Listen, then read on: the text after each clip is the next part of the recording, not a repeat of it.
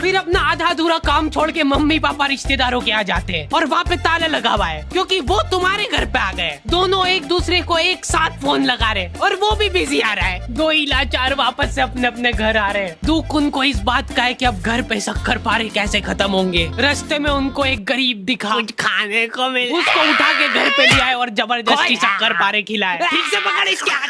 चल अब दीवार पोत दे फटाफट। लॉन्डो से बेचारों से रंगोली नहीं बन रही है। सड़ा सा शिनचैन बनाया है, उसका भी एक डूंगा छोटा बड़ा बना है, उसके ऊपर दिया लगा दे रहे हैं। सुंदर। बचपन में हमारा ग्रुप था जिसमें लड़कियां रंगोली बनाती थी और मैं मच्छर भगाता था। भाग जाओ।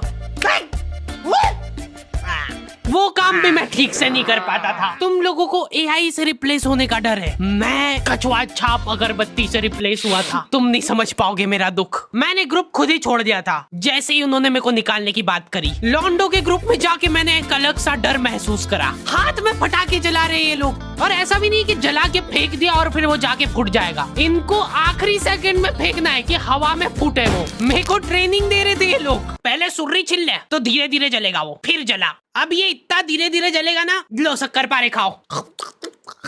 ये लोग बम उड़ा उड़ा के फोड़ रहे और रॉकेट जमीन पे जला दे रहे हैं। एक फटाका तरीके से नहीं जलाना है इनको।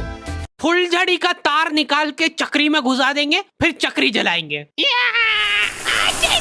एक साथ लड़ जलाने से क्या है ना कि सारे फटाके नहीं फूटते, आधे फटाके तो जलते ही नहीं, इधर उधर उड़ जाते हैं। तो हम लोगों का फोकस होना चाहिए उन फटाकों पे। कोई और लड़ी जला रहे, हम लोग जाके खड़े हो जाते थे, फूटने के बाद वहाँ पे फटाके बिनते थे। एक लौंडा कल रात से फुलझड़ी जलाने बैठा है और अभी तक नहीं जली। कुछ तो एक अलग ही चुल रहती है लौंडो में। ये सारे लोग सीधे तरीके से फटाके फोड़ फोड़ के बोर हो गए। ये लोग सारे फटाकों में से बारूद निकाल निकाल के इकट्ठा कर रहे हैं और वो बारूद जला रहे हैं। क्यों? दुकान वाले बारूद से फटाका बना के दे रहे तुमको, ये फटाके खोल के वापस बारूद जला रहे हैं। ये सब हरकतों के बावजूद मेरे